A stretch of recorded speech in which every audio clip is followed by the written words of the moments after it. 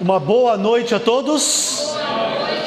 Nós vamos continuar a nossa semana de oração sobre o conceito de pecado na Bíblia, em especial nos escritos de Ellen White. E hoje o título da minha mensagem diz assim: pecado como algo inevitável em função da natureza humana.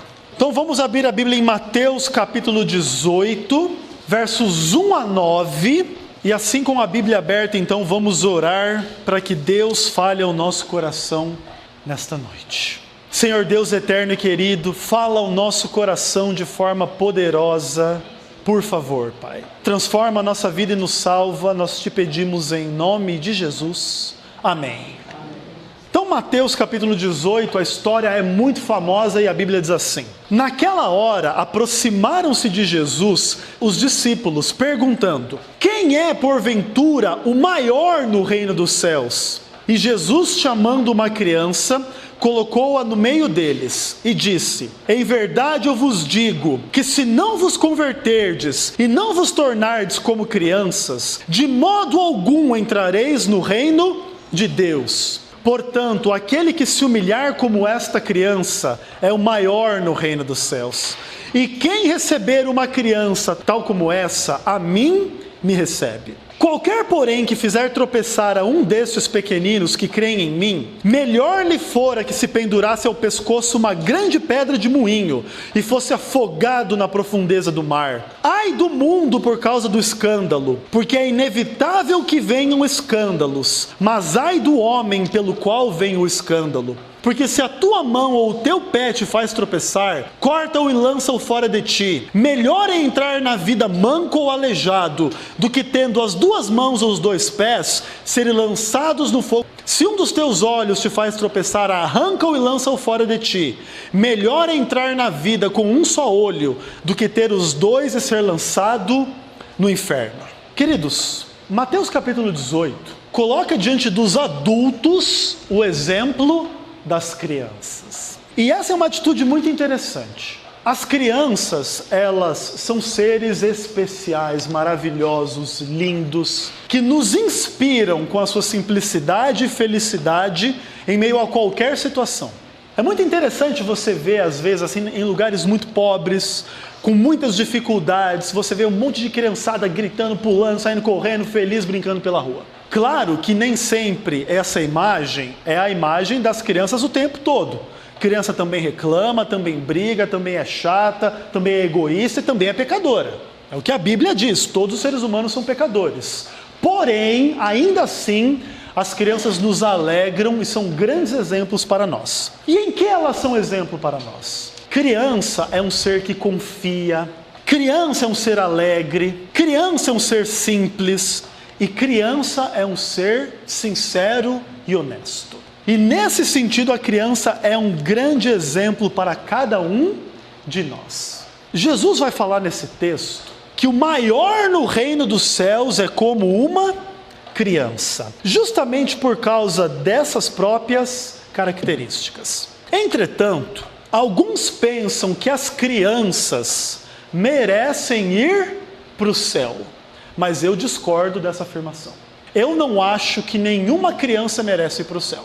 Se vocês concordam comigo ou não. E por que eu creio assim? Porque nenhum ser humano merece o céu. Mas existe uma coisa. Mesmo a gente não merecendo o céu, o que Jesus fez por nós? Ele comprou o céu para cada criança, para cada adulto, para cada idoso, para cada um de nós. Se alguma criança vai para o céu, se algum adulto vai para o céu, se algum idoso vai para o céu, não é porque merece, mas é porque Jesus o salvou, mesmo as crianças. Jesus em Mateus 18 diz assim: ai daquele que fizer o mal a um pequenino que faz o quê? Que crê em mim. Então a criança tem que crer em Jesus, sim ou não? Sim. A criança também é salva pela fé em Jesus. E a Bíblia diz assim: ninguém vai ao Pai senão por mim. Jesus falando, João 14, verso 6. Então a criança não vai para o céu por si mesma. Agora Jesus fala uma coisa muito complicada nesse texto. Ele diz assim: olha, é inevitável que aconteçam escândalos. é impossível de evitar. E ele lança um ai sobre aquele que pratica o escândalo. O conceito de algo inevitável, impossível da gente evitar, é muito pesado.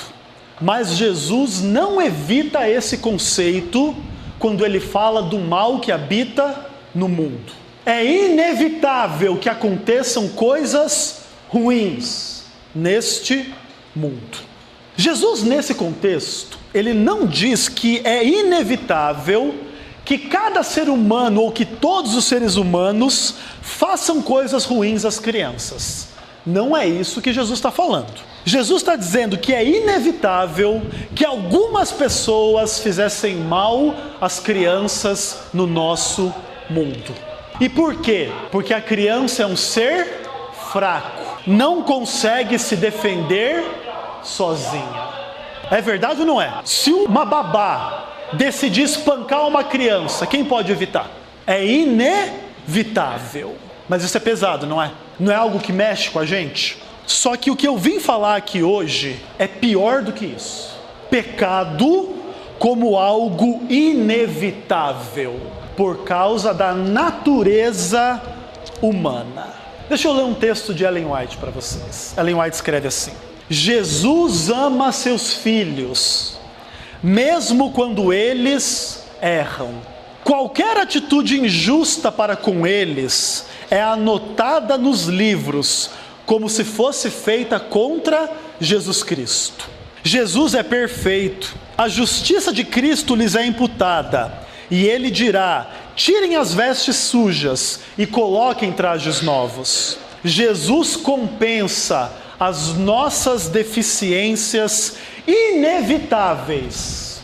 Jesus permanecerá em seu coração pela fé. Mensagens Escolhidas, volume 3, página 195. Nesse texto, Ellen White fala de deficiências inevitáveis, não só contra as crianças, mas na vida de cada ser humano, inclusive na vida daqueles que acreditam em Jesus. E isso é algo muito perturbador. Nós gostaríamos de ter poder de não cometer erros, mas é inevitável, todos nós cometemos erros. E quando a gente olha para isso, a gente fica triste, chateado. É complicado a gente lidar com esse assunto. Por causa disso, eu quero afirmar para cada um de vocês: pecado é uma coisa mais ampla, mais profunda do que nós gostamos de perceber ou admitir. É verdade ou não é? Nós somos pecadores. E quando a gente vai olhar esse fato de perto, isso é pior do que a gente gosta de perceber ou admitir. Isso faz surgir uma pergunta: de onde vem o poder do pecado? Onde é que está localizado o poder do pecado? Qual é o centro de atuação do pecado? Você quer a resposta? Romanos capítulo 7.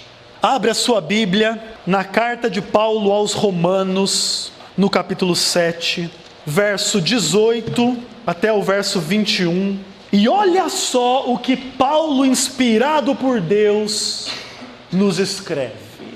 Porque eu sei que em mim, isto é, na minha carne, não habita bem nenhum, pois o querer o bem está em mim, não porém o efetuá-lo. Porque não faço o bem que prefiro, mas o mal que eu não quero, esse faço. Mas se eu faço o que não quero, já não sou eu quem faz, mas o pecado que habita em mim. Então, ao querer fazer o bem, encontro a lei, que o mal reside onde?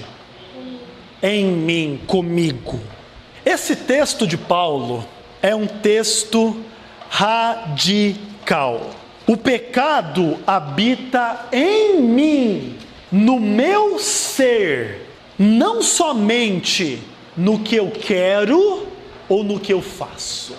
Perceba, às vezes a gente fala que o pecado é só o quê? O comportamento. Pecar é o quê? É eu bater em você. Agora, pecado não é só eu bater em você. Se eu tiver vontade de bater em você, mas não bater, também é pecado. Eu estou desejando o quê? O mal. E desejar o mal é o quê? É pecado. Jesus vai explicar isso quando ele fala da sexualidade. Desejou no coração, não precisa fazer o comportamento. Já cometeu adultério no coração. Em relação à violência, da mesma forma. Desejar o mal, desejar a violência é o espírito do assassino. A única diferença é, o outro assassina com uma faca, você assassina com a mente. Mas o mal está no coração. Mas o pecado não está só no desejo, na mente ou no comportamento. O pecado vai até o âmago do ser. O pecado habita em mim. Agora, deixa eu dizer para vocês.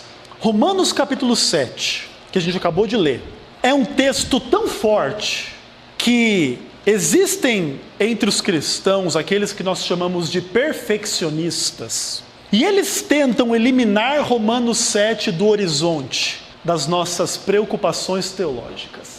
Eles querem eliminar esse texto da vida da igreja. Por quê? Porque eles preferem Romanos capítulo 6. Como se um capítulo tivesse contradizendo o outro. Em Romanos 6, Paulo fala que Jesus nos dá vitória contra o pecado. Aí como é que eles fazem para harmonizar Romanos 6 com Romanos 7? Eles dizem assim: Romanos capítulo 7 fala de um homem que ainda não foi convertido. É por isso que ele faz o mal. Porque quem se converte a Jesus faz o quê? O bem.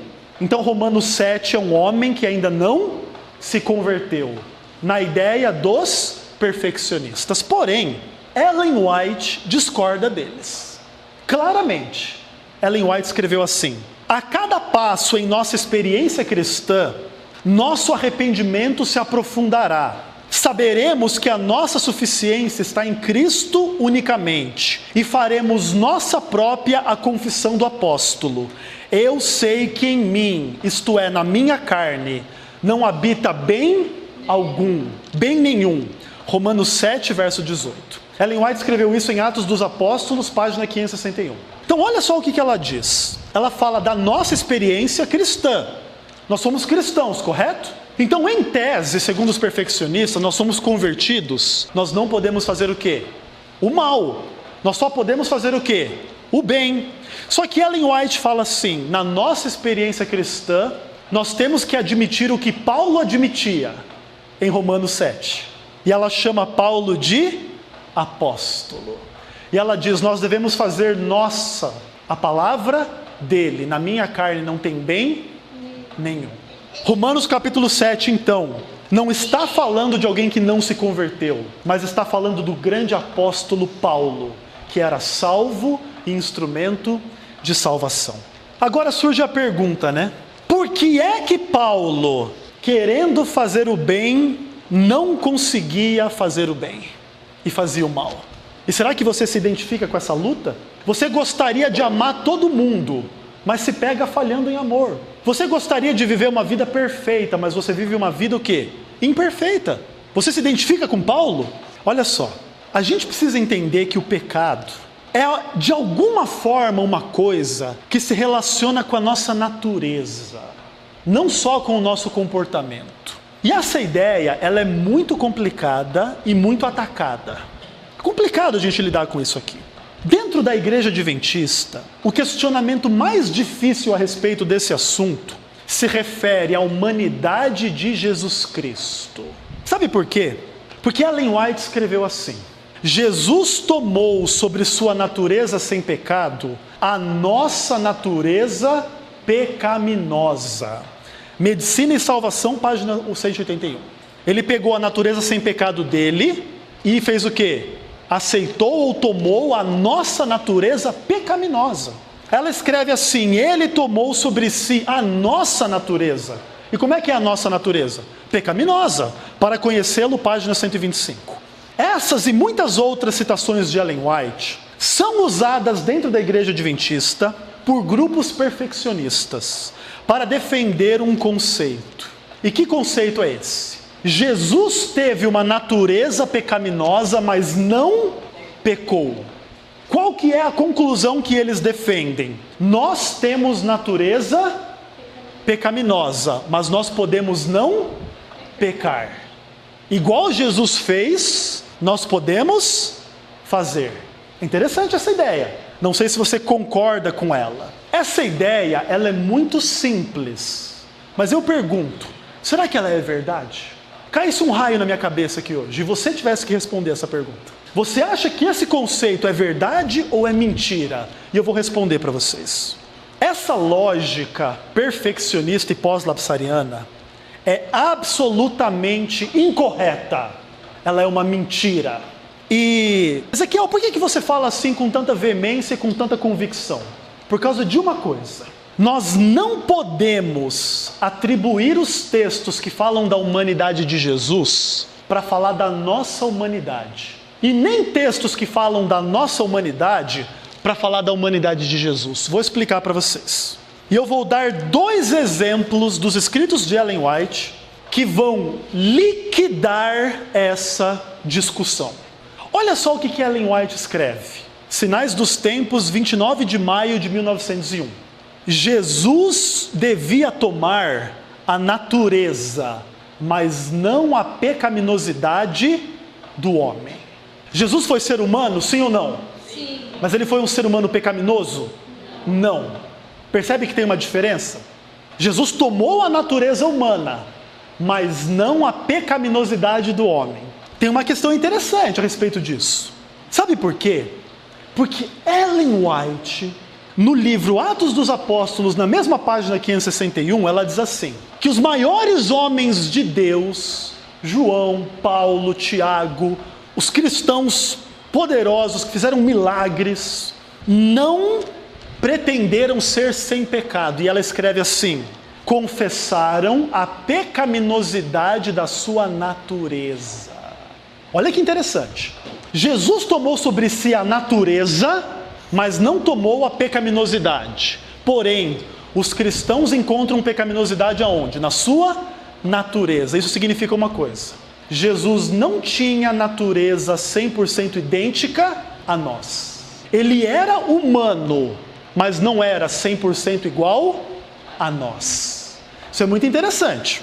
Só por esse exemplo, nós já percebemos que a natureza de Cristo não é igual à de todos. Mas eu quero dar o último exemplo. Patriarcas e Profetas, página 373, Ellen White escreve assim. Ela, falando da lei, a lei de Deus, não poderia justificar o homem. Por quê? Porque em sua natureza pecaminosa, este não poderia guardar a lei. Sabe por que nós não somos justificados pelo sábado? Sabe por que nós não somos justificados pelo dízimo? Sabe por que nós não somos justificados porque a gente não mente, não rouba, não mata? Como se nós fôssemos melhores que os outros? Porque por melhor que nós sejamos, nenhum de nós guardou a lei de Deus de forma perfeita. É por isso que eu não sou salvo por causa da lei, porque eu não guardei a lei de Deus de forma perfeita. Agora, Ellen White mostra que onde é que está o poder dos nossos pecados? Por causa da sua natureza pecaminosa, o homem não poderia guardar a lei. Onde é que está o centro do problema? Na lei? Não. Na natureza pecaminosa do homem. Estão entendendo a questão? Agora, olha que interessante. Homens com natureza pecaminosa não podem ser justificados pela lei. Por quê? Porque não podem guardar a lei. É impossível. E aqui surge a conclusão. Jesus jamais teve essa natureza pecaminosa que lhe incapacitou de guardar a lei. Porque Jesus amou de forma perfeita. Jesus guardou o sábado de forma perfeita. Jesus perdoou as pessoas de forma perfeita. Jesus jamais adulterou, teve uma sexualidade perfeita. Jesus jamais mentiu, foi perfeitamente honesto. Não somente em um momento da sua vida, mas durante a sua vida inteira. Jesus foi uma criança que nunca mentiu. Jesus foi uma criança que nunca desobedeceu pai e mãe. Jesus foi uma criança que amou e perdoou e se afastou do mal de forma perfeita. Entende a diferença entre Jesus e cada um de nós? Que desde criança pecamos. Agora, eu quero dizer para vocês que a sede do pecado está em quem nós somos, e não somente no que escolhemos e fazemos. As nossas escolhas, os nossos desejos, eles em grande parte são exercidos em função do que a gente é em primeira instância. Mas deixa eu terminar essa mensagem dizendo uma coisa muito importante para cada um de vocês. Será que o que eu falei aqui sugere que nós somos obrigados a transgredir a lei de Deus? Pergunta difícil essa. A resposta é não. Nós não somos obrigados a transgredir rebeldemente a lei de Deus. Nós podemos guardar o sábado, sim ou não? Sim. Nós podemos abandonar a mentira? Sim. Podemos viver sem roubar? Sim. Podemos viver sem adulterar? Sim. E etc. Ninguém aqui é obrigado a viver escravo do pecado e do diabo. Mas Ezequiel, se a gente não é obrigado a transgredir a lei de Deus, nós não podemos ser perfeitos e estar sem pecado? A resposta é não. Ellen White fala do quê? Deficiências inevitáveis. E por que é assim? Porque não pecar não é só uma questão de você não transgredir, é uma questão de você ser sem defeito, o que é diferente. Pensa o seguinte, é possível não roubar, amém, é verdade. Agora, será que eu consigo ser um trabalhador perfeito, que acorda às 5 horas da manhã para pegar ônibus na maior felicidade do mundo? Não é. Alguém de vocês aí acorda às 5 horas da manhã com maior alegria? E a gente é imperfeito, às vezes a gente não dá valor no trabalho que tem. É verdade ou não é?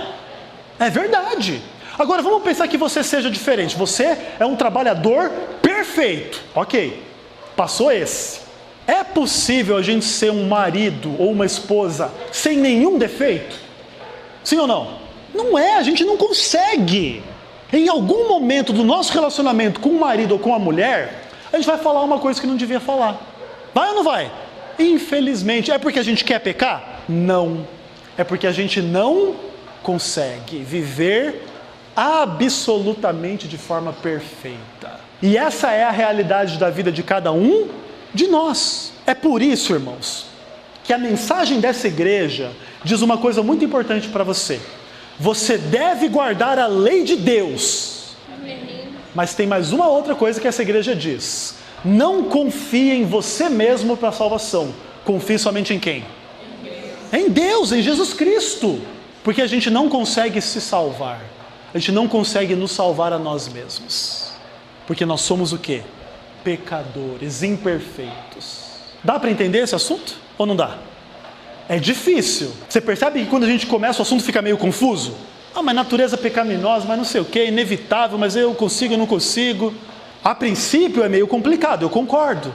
Mas quando a gente entende assim, não dá para entender? A gente não deve usar essa mensagem para justificar o quê? O pecado. Minha natureza é má, então vou passar a perna nos outros ali na esquina. Minha natureza é má mesmo? Minha natureza é má, eu vou fazer o mal. Não pense assim, porque isso é um engano de Satanás na tua vida. Faça o teu melhor para não roubar, para não mentir, para não fofocar, para não fazer o mal, para fazer o melhor possível para Jesus. E quando você fizer o seu melhor, Ellen White diz, Jesus vai compensar as deficiências que você não consegue evitar. Jesus vai compensar o que você consegue resolver? Não. Jesus vai compensar o quê? O que você não consegue resolver. É diferente. Jesus não morreu numa cruz para permitir a gente transgredir o sábado, para permitir a gente mentir, para permitir a gente roubar e etc. Já entenderam, né? Jesus não morreu na cruz para isso. Ele morreu na cruz para tirar os pecados da nossa vida. E Ele tem feito isso, está continuando a fazer e ainda vai fazer até o fim. Amém? E vai transformar a nossa vida. Olha para o passado. Deus já tirou algum pecado da sua vida? Levanta a mão. Amém. Ele vai continuar tirando pecados da sua vida. Agora Ele faz isso da noite para o dia? Alguém aí se tornou um santo sem pecado? Não. Nem eu, nem você. Entende a diferença? E agora, nós vamos fazer o quê? Caminhar com Jesus todo dia. Nós vamos aceitar Jesus todo dia. Nós vamos pedir perdão dos pecados todo dia. Nós vamos estar com Ele todo dia. E a Bíblia diz: eis que estou convosco todos os dias, até a consumação dos séculos. Para perdoar, para salvar, para nos livrar de pecar e nos fazer felizes e fiéis no seu amor e na sua graça. Não é uma mensagem bonita no fim das contas? No começo ela é difícil, mas depois ela é uma mensagem linda. Hoje em dia, irmãos, existe uma tendência muito ruim entre alguns cristãos: pegar da Bíblia aquilo que eles querem e negar aquilo que eles não querem. Romanos 6 eu gosto, Romanos 7 eu descarto. Esse é o caminho de aprender a verdade? Não. O caminho de aprender a verdade é se ajoelhar diante da palavra de Deus e reconhecer: a tua palavra é a verdade. Se lá na palavra está dizendo que o mal habita em mim, adianta eu negar? Não. Mas se lá na palavra está dizendo que Deus me dá vitória contra o pecado, adianta eu negar? Não. E as duas coisas são verdades. E você tem experimentado essas duas coisas na sua vida. Mas eu quero fazer um apelo muito especial. Nós estamos numa semana de decisão espiritual. E eu queria fazer um apelo para alguém que precisa tomar decisão de se entregar a Jesus Cristo pelo batismo. Sabe que o batismo é justamente a transição entre a escravidão do pecado e a nova vida que Jesus nos trouxe. E eu acredito que existem pessoas aqui essa noite que precisam tomar a decisão do batismo. A decisão do batismo não é eu que tomo em seu lugar. É você que toma individualmente. Eu não vou pedir para quem quer se batizar levantar a mão, levantar, vir na frente, se ajoelhar, nada disso. Eu vou te pedir que, se Deus tem falado ao seu coração e você entende que precisa morrer para o pecado e nascer para uma nova vida, lá no final, lá no fim do culto, ou quem sabe amanhã, você vem conversar comigo. Qualquer um de vocês que estiver precisando tomar essa decisão, se entregar nas mãos de Deus. Não tenha medo, não tenha vergonha, confie em Jesus e no que Ele fez por vocês. E vocês vão ter a melhor experiência da vida. Morrer para esse mundo e nascer para Jesus Cristo. Nascer para o amor, para a fé e para a verdade. Aos membros da igreja já batizados, entendam um assunto que a gente falou essa noite. Não fiquem pensando que vocês são não pecadores porque guardam o sábado, porque dão o dízimo, porque fazem isso ou não fazem aquilo. É muito bom que vocês façam tudo isso. Continuem fazendo, cada vez melhor. Mas não se iludam que vocês estão sem pecado. Não se iludam. Entreguem os pecados na mão de Deus e Ele vai perdoar e purificar. Tem alguém precisando de perdão e purificação? Tem alguém precisando de um coração mais honesto, mais sincero, mais feliz, mais fiel? Se você está precisando, levante-se, coloque em pé e vamos orar. Vamos orar. Senhor Deus eterno e querido, em nome de Jesus Cristo, nós agradecemos a Tua palavra nesta noite, Pai. Papai do céu, nós estamos orando, Pai, pedindo ao Senhor perdão pelos pecados da nossa natureza e do nosso coração, Pai. Senhor, pecado é algo muito mais profundo do que simplesmente o que a gente escolhe, o que a gente faz. Às vezes, Pai, a gente queria escolher o bem e não consegue. A gente escolhe o bem, mas não consegue fazer. E nós te pedimos perdão por sermos seres miseráveis e pecadores, Pai. Senhor, nós admitimos que só Jesus pode nos livrar. E nós entregamos a nossa vida nas mãos do Senhor Jesus como nosso Salvador, Pai. Pai do céu, aqueles que precisam tomar a decisão do batismo, que o Senhor toque no coração deles. Purifique eles do pecado, dê a eles uma nova vida, uma ressurreição espiritual. E para nós que já fomos batizados, que o Senhor confirme a nossa fé e que o Senhor nos prepare para o dia da nossa morte, ou se não vamos morrer, para o grande dia da volta de Jesus, Pai. Dá-nos a Tua paz e a Tua graça nesta noite. Em nome de Jesus nós oramos. Amém.